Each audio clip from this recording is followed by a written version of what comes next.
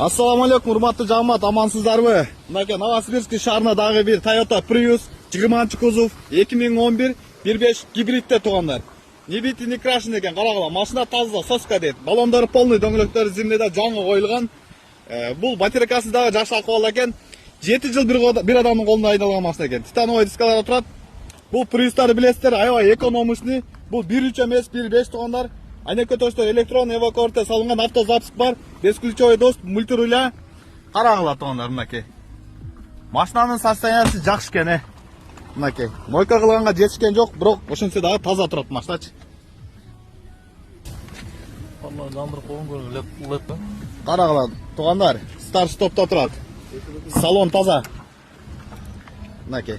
Чехолду саласыздар, ишке чыксаңыздар болот. Вообще экономичный машина мына. Для себя жасалган экен, 7 жыл эме бир адам айдаган экен, караңыздар. Сарапина жок, көрүнбөйт. Бул 20 кузовдагы жанып пишип машиналар болот. Аларчы 30, 20 кузов. Бул 2011 20 кузовдун эң акыркы рестайлинг мынакей. Лет эмелерден коюп коюп фарлардачы мынакей. Карагыла. Туманниктери жанып турат. Аябай сонун состояние. Тугандар, баасы 750 миңге койдук.